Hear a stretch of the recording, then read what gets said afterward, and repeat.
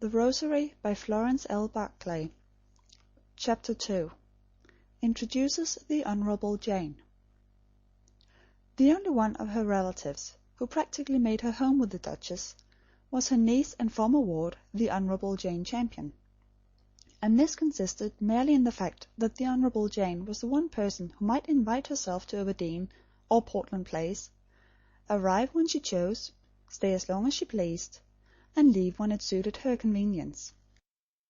On the death of her father, when her lonely girlhood in her Norfolk home came to an end, she would gladly have filled the place of a daughter to the Duchess. But the Duchess did not require a daughter, and a daughter with pronounced views, plenty of backbone of her own, a fine figure, and a plain face, would have seemed to her Grace of Meldrum a peculiarly undesirable acquisition. So Jane was given to understand that she might come whenever she liked, and stay as long as she liked, but on the same footing as other people. This meant liberty to come and go as she pleased, and no responsibility toward her aunt's guests. The Duchess preferred managing her own parties in her own way. Jane Champion was now in her 30th year. She had once been described, by one who saw below the surface, as a perfectly beautiful woman in an absolutely plain shell. And no man had as yet looked beneath the shell and seen the woman in her perfection. She would have made earth heaven for a blind lover who, not having eyes for the plainness of her face or the massiveness of her figure, might have drawn nearer and apprehended the wonder of her as a woman, experiencing the wealth of tenderness of which she was capable, the blessed comfort of the shelter of her love, the perfect comprehension of her sympathy, the marvellous joy of winning and wedding her. But as yet no blind man with far-seeing vision had come her way, and it always seemed to be her lot to take second place on occasions where she would have filled the first to infinite perfection. She had been bridesmaid at weddings where the charming brides, notwithstanding their superficial loveliness, possessed few of the qualification for wifehood with which she was so richly endowed. She was godmother to her friends' babies, she whose motherhood would have been a thing for wonder and worship. She had a glorious voice, but a face not matching it, its existence was rarely suspected, and as she accompanied to perfection, she was usually in requisition to play for the singing of others. In short, all her life long Jane had filled second places, and filled them very contentedly.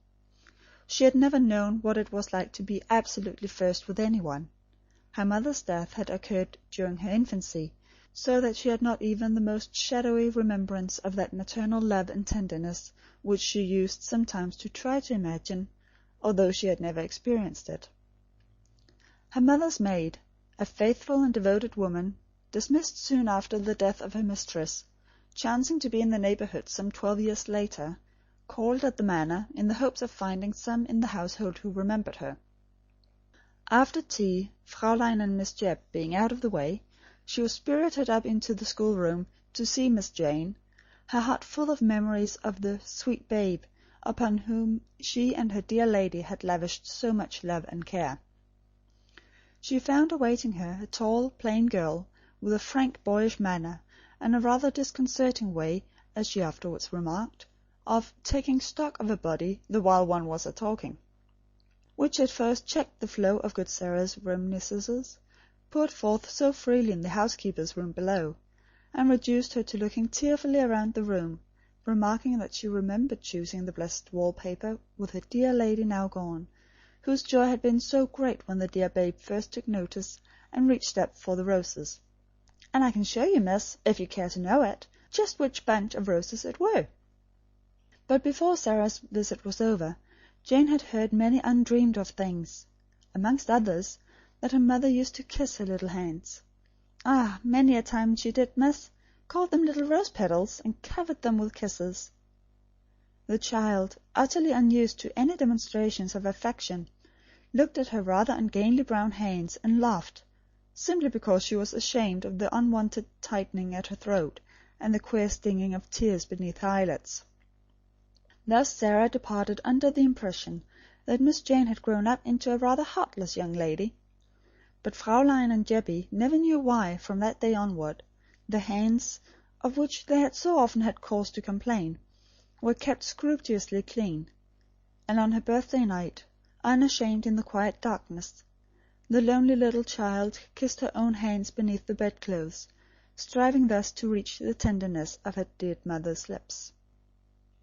And in after years, when she became her own mistress, one of her first actions was to advertise for Sarah Matthews and engage her as her own maid, at a salary which enabled the good woman eventually to buy herself a comfortable annuity.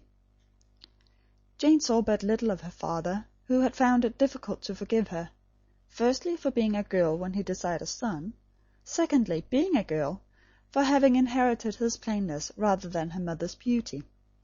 Parents are apt to see no injustice in the fact that they are often annoyed with their offspring for possessing attributes, both of character and appearance, with which they themselves have endowed them.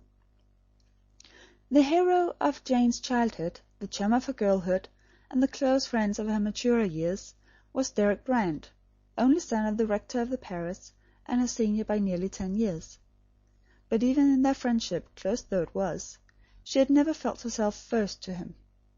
As a medical student, at home during vacations, his mother and his profession took precedence in his mind of the lonely child, whose devotion pleased him and whose strong character and original mental development interested him. Later on he married a lovely girl, as unlike Jane as one woman could possibly be to another, but still their friendship held and deepened, and now, when he was rapidly advancing to the very front rank of his profession, her appreciation of his work and sympathetic understanding of his aims and efforts meant more to him than even the signal mark of royal favour of which he had lately been the recipient. Jane Champion had no close friends amongst the women of her set. Her lonely girlhood had bred in her an absolute frankness towards herself and other people, which made it difficult for her to understand or tolerate the little artificialities of society, or the trivial weaknesses of her own sex. Women to whom she had shown special kindness, and they were many, maintained an attitude of grateful admiration in her presence, and of cowardly silence in her absence when she chanced to be under discussion. But of men friends she had many, especially among a set of young fellows just through college, of whom she made particular chums. Nice lads, who wrote to her of their college and mess-room scrapes, as they would never have dreamed of doing to their own mothers. She knew perfectly well that they called her Old Jane, and Pretty Jane, and Dearest Jane, amongst themselves, but she believed in the harmlessness of their fun, and the genuineness of their affection, and gave them a generous amount of her own in return. Jane Champion happened just now to be paying one of her long visits to Overdene, and was playing golf with a boy for whom she had long had a rod and pickle, on this summer afternoon when the Duchess went to cut blooms in her rose garden. Only, as Jane found out, you cannot decorously lead up to a scolding if you are very keen on golf, and go golfing with a person who is equally enthusiastic, and who all the way to the links explains exactly how he played every hole the last time he went round, and all the way back gloats over, in retrospection, the way you and he have played every hole this time. So Jane considered her afternoon didactically a failure. But in the smoking room that night, young Cathcart explained the game over all again to a few choice spirits, and then remarked, "Old Jane was superb. Fancy! Such a drive as that, and doing number 7 in 3, and not talking about it. I've jolly well made up my mind to send no more bouquets to Tutu. Hang it, boys, you can't see yourself at champagne suppers with a dancing woman when you've walked around the links on a day like this with the Honourable Jane. She drives like a rifle shot, and when she lofts, you'd think the ball was a shallow, and beat me 3 holes up and never mentioned it. By Jove, a fellow wants to have a clean bill when he shakes hands with her." End of chapter 2.